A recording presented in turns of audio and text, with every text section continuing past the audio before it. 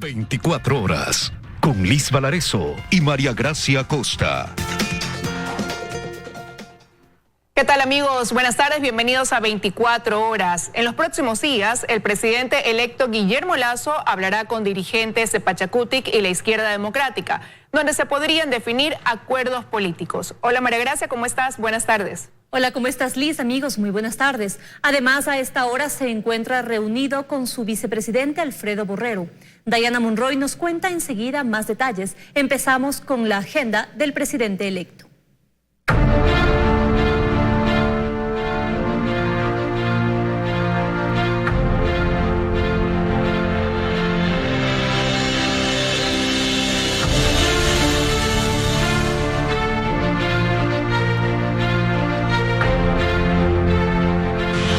Compañeras y amigos, sí se conoce el tema de que se está tratando a esta hora. De hecho, fue el propio presidente electo Guillermo Lasso quien lo dio a conocer. El día de hoy está manteniendo una reunión con el vicepresidente electo Alfredo Borrero para definir detalles sobre el plan de vacunación que entendemos próximamente le va a tocar presidir a él a nivel nacional. Y también sabemos que en los próximos días se van a definir asuntos políticos sumamente importantes. También lo dijo el presidente electo Guillermo Lasso. Se va a reunir con representantes de la Izquierda Democrática y también de Pachakutik. Aún no hay acuerdos, pero sí acercamientos. Veamos.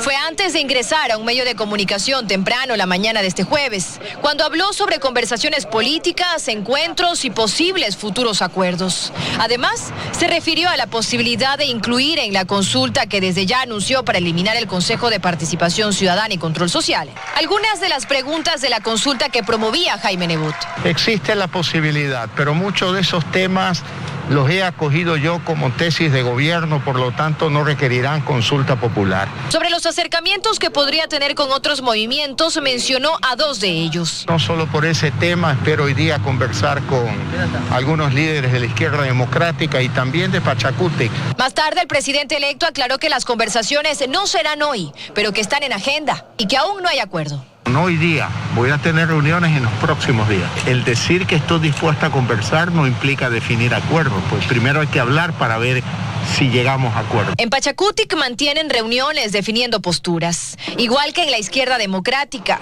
desde donde reconocen acercamientos con miembros de la bancada de Creo. Si Yacu Pérez quiere conversar conmigo, yo estoy encantado de hablar con él. Ningún problema. Sobre la posibilidad que entre las personas con las que logre acuerdos de gobernabilidad estén correístas, el presidente electo no mostró reparo, eso sí, ni hablar de indultos. Impunidad no, eso es un tema de la justicia y que la justicia continúe los procesos. Yo no puedo sacrificar estos aspectos que le preocupan también al pueblo ecuatoriano. Ya en su oficina, alrededor de las 11:45 de la mañana, aseguró que sus reuniones de hoy serán para definir detalles del plan de vacunación. Concretamente con el vicepresidente electo, con quien ya vamos a trabajar sobre el plan de vacunación. La reunión entre el presidente y el vicepresidente electo se va a extender durante algún tiempo más. Nosotros vamos a estar pendientes de todas las actividades que realice el presidente electo Guillermo Lasso. Ustedes tienen más información, tengan buenas tardes. Igual para ti, Dayana, una muy buena tarde. Y el anuncio del presidente de la República electo de eliminar la Secretaría de Educación Superior genera dudas legales respecto al procedimiento. Lo que corresponde es hacer un importante giro al manejo de la educación superior en el país. Que la CENESID desaparezca fue uno de los principales ofrecimientos de campaña de Guillermo Lasso y ya como presidente electo lo ratificó. Cerraremos la CENESID, amigos. Pero según abogados expertos en derecho constitucional, no es tan sencillo el efectivo cumplimiento de esta propuesta. Han desaparecido órganos por decreto ejecutivo. Pero aquí tenemos una dificultad, es decir, no es solo que la CENESID ha sido creada por la Ley de Educación Superior, es la Constitución la que establece la existencia, no con ese nombre, pero sí como órgano de organización, planificación, coordinación con la función ejecutiva. Por lo tanto, decir vamos a desaparecer la CENESID implicaría que tengo que eliminar el 353 número 1 de la Constitución. Rafael Ollarte se refiere al artículo 353 de la Constitución que dice que el sistema de educación superior se regirá por 2 puntos.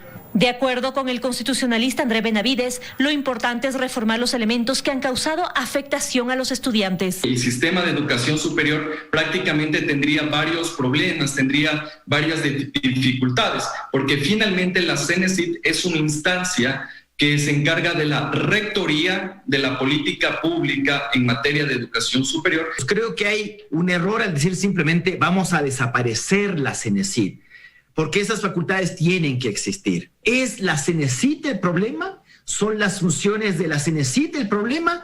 ¿O son los titulares de ese órgano los que han sido el problema? No basta con solo cambiar el nombre o membrete a la institución. Lo urgente, dice, son las disposiciones. Y finalmente no se ataca el problema del país, que justamente es aquellos inconvenientes que ven los jóvenes ecuatorianos respecto al acceso y a la calidad de la educación. Por lo tanto, a mí me parece que es una oportunidad interesante. El trabajo de la CENESID incluye no únicamente el aseguramiento de gratuidad en el acceso a educación superior, también el otorgamiento de becas, la formación técnica y tecnológica y, entre otras cosas, la inscripción de títulos nacionales y extranjeros. En Quito, María Gracia Acosta, 24 horas. Y Ecuador ha tenido 12 años seguidos de crecientes déficits fiscales. En otras palabras, el país ha gastado más de lo que ha recibido. El nuevo gobierno deberá reducir sus consumos si quiere mejorar las cuentas públicas. Pongamos un ejemplo. Imagine que usted recibe $1,000 al mes y que su gasto es igual. Hasta ahí todo manejable. Pero a medida que pasa el tiempo, el gasto va aumentando, pero su ingreso no. La diferencia entre lo que recibe y lo que consume se llama déficit. Y eso es lo que ocurre también con las cuentas del país, pero llevado a miles de millones de dólares. Una situación que lleva ya 12 años. Desde entonces, los gobiernos de turno, lejos de mejorar las cuentas, han tenido que endeudarse para cubrir el creciente déficit en el presupuesto del Estado. El gobierno tiene ingresos por petróleo, por impuestos, ¿correcto? Y estos ingresos no sirven para financiar lo que tiene que gastar, entonces lógicamente nosotros vamos a tener siempre un déficit. De 2000 a 2006, la media de los déficits llegó solo al 0.5% del Producto Interno Bruto. Desde entonces hasta 2020, la brecha entre gastos e ingresos ha sido del 3.5% y para este año se estima sería del 7%. Lógico dentro de la perspectiva económica y de la ciencia es que un déficit debería estar entre el 2.5 y el 3.5 del Producto Interno Bruto. Lo que el Ecuador no se puede permitir es un déficit estructural. Podría estar por el 10%, 12%. De ahí que el nuevo gobierno debe enfocarse en disminuir el déficit con eficiencia, un trabajo que no será fácil, rápido ni popular. Cobrando bien los impuestos, que no necesariamente tienen que ser todos los impuestos que están ahora, sino que los impuestos que realmente se tengan que cobrar, se cobren bien y que se exija y se sanciona a los que no paguen impuestos, porque eso es importante, porque seguimos teniendo una evasión de impuestos por encima del 20%. Este experto en temas económicos concuerda en que la salida para mejorar las cuentas no es el aumento de los impuestos, sino reactivar la economía a través de un golpe de confianza. Que los inversionistas pongan el hombro, hagan inversiones, generen empleo, va a aumentar el consumo de la familia. Si aumenta el consumo de la familia, aumenta el pago de impuestos. El nombre del nuevo ministro de Economía del gobierno de Guillermo Lasso es uno de los secretos mejores guardados hasta ahora. Joana Ramos, 24 horas. Líderes de bancada de la futura Asamblea Nacional esperan un buen perfil en el Ministerio de Gobierno de Guillermo Lasso. Todos, incluso los correístas, coinciden en que propiciarán la gobernabilidad. Aseguran que el primer gran acuerdo se alcanzará en la presidencia de la Asamblea. Un presidente electo que cuenta solo con 12 curules en la Asamblea, pero a su vez, una Asamblea que no cuenta con ninguna mayoría. Esa es la realidad de los próximos 4 años entre Legislativo y Ejecutivo. La necesidad de unos y otros para la toma de decisiones. La primera gran decisión está en la conformación de las autoridades y una presidencia de la Asamblea, a las que casi todos ven. Proponer el nombre de Salvador Quispe como candidato a la presidencia de la Asamblea Nacional. Hay una voluntad política en Izquierda Democrática de que uno de sus asambleístas pueda llegar a la presidencia de la Asamblea Nacional. Siendo nosotros la primera fuerza política de la Asamblea Nacional, sería legítimo que aspiráramos a algún espacio de designación dentro de la Asamblea. Desde Creo ven como valedero dejarles este espacio a otros, como muestra de consenso. Sí, es una posibilidad, nos parece algo perfectamente razonable, habrá que discutirlo con nuestros asambleístas y con nuestro presidente electo. En la Revolución Ciudadana, en cambio, pese a ser la mayor minoría con 48 curules, temen quedarse aislados. No somos absolutamente miopes para no darnos cuenta que un poco la composición política dentro de la Asamblea, siendo nosotros la primera fuerza política, evidentemente, habrán legítimas negociaciones entre otras bancadas que nos excluyan a nosotros, seguramente. Y pese a que todos hablan de gobernabilidad y de consensos, marcan sus líneas rojas. Si mañana me dicen que vamos a impulsar políticas de privatizaciones del IES, de las empresas públicas, del CNT, del Banco del Pacífico, entonces, claro, ahí sí Pachacuti dirá lo que siempre hemos dicho y el Ecuador los conoce. Los asambleístas electos también están a la expectativa de quién será el operador político que propiciará esos acuerdos. Están pendientes del ministro de Gobierno al que Lazo designe. Tiene que ser una persona de experiencia, pues por supuesto, ¿no? Ahí no puede ir un novato. Sin duda, el Ministerio de Gobierno es una cartera fundamental y necesitamos tener un gran perfil allí. A lo que se comprometen todos es que en la nueva asamblea, esos consensos no serán repartos. Dayana Monroy, 24 horas. Revisamos otros temas. En poder de las autoridades de Estados Unidos estarían los informes de Contraloría que sirvieron para determinar que un grupo de funcionarios estatales y empresarios intentaron lavar el dinero de los sobornos en el ente de control ecuatoriano. A través de su abogado, el excontralor subrogante Pablo Celi, detenido desde el martes 13 de abril, asegura que ha entregado toda la información requerida sobre la trama de corrupción revelada por Fiscalía y que mantiene en prisión a 7 involucrados. Ha presentado toda la información, ha prestado todo el apoyo a la Fiscalía para que investigue. Y creo que no cumplen con criterios. Él, en las versiones que rindió ante la Fiscalía General del Estado, respondió a todas las preguntas de la Fiscalía. Por ahora, el trabajo de Fiscalía se centra en buscar nuevos actores de la supuesta organización delictiva que hacía negocios con los informes de Contraloría para permitir el pago a contratistas. En Estados Unidos se investiga más de una docena de casos relacionados con la corrupción entre las empresas estatales y contratistas.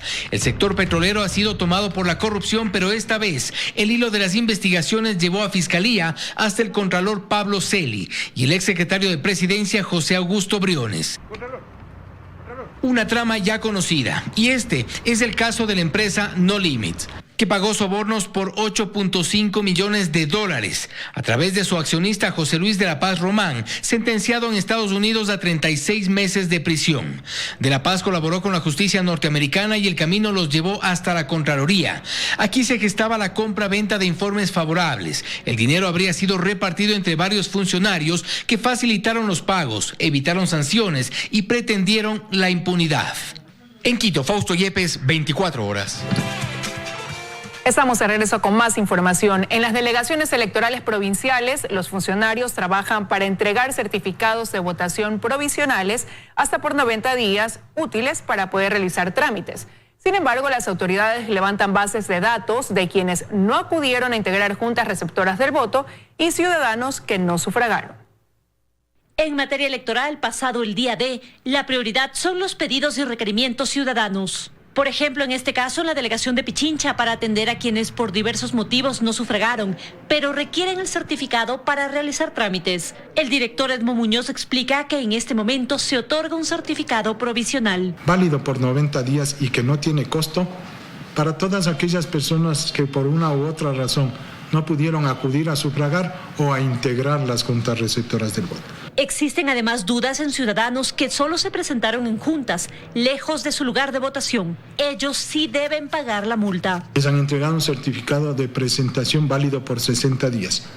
El certificado de presentación no sustituye al de votación. Los únicos que podrán obtener su certificado de votación sin pagar multas serán quienes incurran en las causales que señala la ley. El haber estado ausente del país o haber llegado al país el día de las elecciones, el tener un certificado médico que hayan sufrido calamidad. Y según las autoridades del Consejo Nacional Electoral, siguen los procesos postelecciones, por ejemplo, levantando bases de datos de quienes no sufragaron y de los miembros de juntas receptoras del voto que no acudieron a la jornada electoral. Debemos trabajar la presencia del ausentismo, que ha tenido una configuración territorial diferente en el país, y la presencia de la nulidad. Para estas elecciones hay 3 multas. Si los ciudadanos nombrados miembros de juntas receptoras del voto no se capacitaron, deben pagar una multa del 10% de un salario básico unificado, es decir, $40.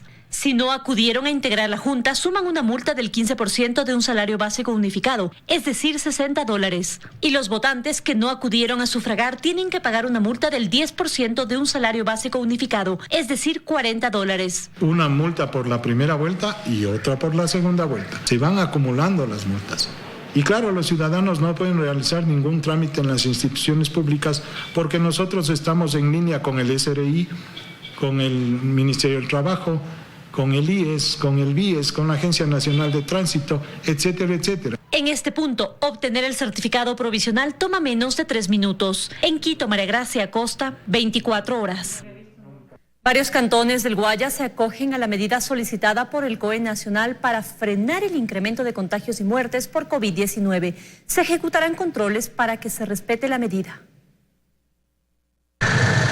La solicitud fue hecha a los cantones de las provincias declaradas en emergencia sanitaria por parte del COE Nacional, acogerse a la restricción vehicular. Este jueves el COE Cantonal de Guayaquil dio a conocer la resolución actualizada, que entrará en vigencia desde este viernes 16 de abril. En la ciudad habrá restricción vehicular de 20 horas hasta las 5 de la mañana, todos los días hasta el 2 de mayo. Para el efecto seguirán manteniéndose los 20 puntos fijos de control y 15 móviles por parte de la Autoridad de Tránsito Municipal. El vehículo que no justifica su salida en ese horario es retirado de circulación, es llevado al CRB. Estos 2 últimos días hemos retenido casi 50 vehículos.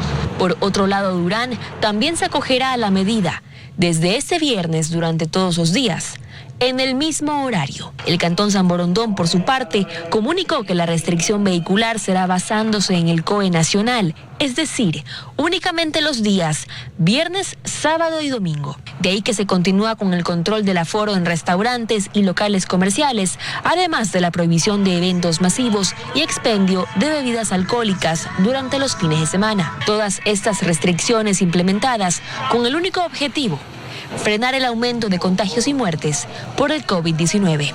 Valery Villalba, 24 horas. El Consejo Metropolitano de Quito debatió los casos de presunta corrupción contra el alcalde, pero no llegó a ninguna resolución. Jorge Yunda reiteró que no renunciará. El bloque de la Revolución Ciudadana marca distancia y pide que se investigue.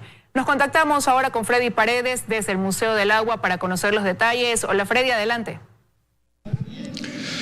Hola, ¿qué tal compañeras, amigos televidentes? Muy buenas tardes. Sí, en efecto, luego de 3 intentos fallidos, este jueves finalmente el Consejo Metropolitano de Quito se reunió y debatió los temas de presunta corrupción que envuelven al alcalde de Quito, Jorge Yunda. La sesión se inició sobre las 10 de la mañana aquí en el Museo del Agua.